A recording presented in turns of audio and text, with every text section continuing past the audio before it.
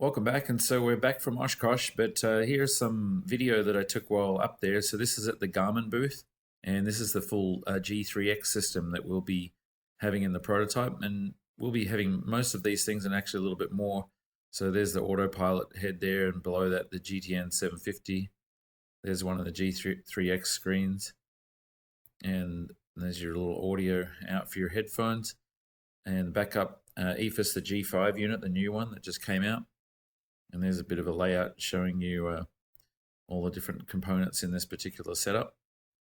Up the top here is your angle of attack indicator, and next to that is the video camera, Garmin video camera, and there's the pitot tube that also includes the sending unit for the angle of attack indicator.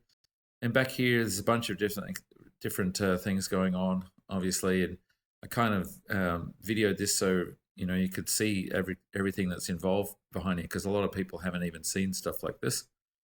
So you can see it's quite a bit of things involved for getting it all hooked up. But again, it's all plug and play, and this all uses the CAN bus system, which makes it fairly easy to link everything together. And it means, I say kind of makes it easy, but you see there's a lot of wiring and stuff behind here, but it's fairly straightforward. So yeah, all those different things we'll be including. There's an ADS-B receiver back there. The engine indication unit, we may not have that, seeing that we're going to have the Audi engine. And then you've got navigation data adapter, we'll have one of those. And this is the back of the GTN 750 here. And there's the back of the audio panel. And actually, we'll probably be having the new audio panel that they have that's just come out that has some voice recognition in it. It's kind of neat. You can say things like tune nearest tower or tune destination ground, and a bunch of different things that you can say to have the avionics change modes or map views or zoom in or zoom out, all kinds of different things that you can do now. It's kind of neat. So we'll probably be having that thing in the that setup in the prototype. And lastly, there's some of the autopilot servos there, so you can see what those look like. Obviously, they'll be hooked up to the flight controls, and there's the transponder, remote transponder. So that's pretty much it for the Garmin suite.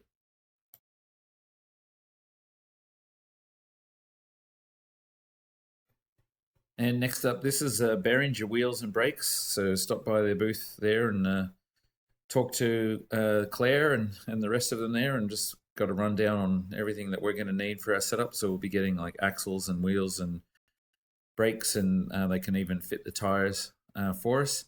So all that'll be coming along the way, and we'll be going with the red stuff initially, but later on there's other options there. You can see there's a blue, but if you want to choose different colors, you've got to do it kind of in a big run. So probably what we'll do for customer aircraft is see what colors people want to choose, and maybe we'll just do a large run for everybody.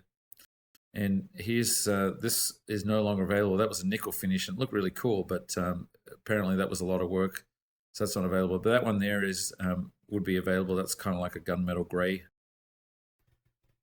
Okay, so now we're back in the shop this week, and the guys are finishing off sanding these outside lower door skins. So not too much more work needed on those. And here's the braces, or the plug for the braces for the glare shield, and that's all set up ready to have the mold laid out. And here's Keith laying out the rubber profile for the nose compartment, nose gear braces. So that's going to be laid in two sets. So he's just putting the rubber profile on one side. We're going to create the mold and then do the other side separate. So here's a platform for actually the first one of the inner door frames, and because of the shape of it, we've kind of pieced it together with different bits of foam, so we don't have to waste a whole bunch of foam. And everything's on there just to help the glue dry, and so those foam blocks don't move. And here it is up on the machine, just starting the rough cut, or actually a little ways through the rough cut. So this is the first time we're running the machine after I made the adjustment to the Z pressure settings the other day, so it's kind of wondering how well that's going to come out. And here's Mark again, just finishing off the little opening or the recess for the door handle, for opening the door. And the guys laying out the black top coat for the plug sorry, for the mold for this first side of the nose compartment, or nose nose gear brace. So back on the machine now, actually doing the ball mill pass, and so this is the big back and forth with a step over of 10 thousandths. So actually, step over of 100 thousandths, so 0.1 of an inch on the step over. So what I actually did last week was, if you look up the top here, there's these two pressure valves here, and I've basically lowered the pressure in those, which means that the actual spindle sits down a little more heavily on the screw drive, instead of sort of floating on air the way it normally does. And that way, when it goes up and down, it's always actually sitting on the bottom as opposed to sort of floating in the middle. And it's, from what I can tell, it's made a real difference in terms of the finish. I know it's just starting out there, but you'll see in a little bit, actually came out really well. So here you can see a little further along, and there's none of the play that we had before in the Z drive. So super happy about this, because it's going to mean way less sanding for the guys to do, especially when it comes to the flat surfaces that we're normally milling. Like when we switch over to doing the wing skin finishes that are big and flat, there should be very, very little sanding, which will mean we'll be able to speed things up a lot with that process.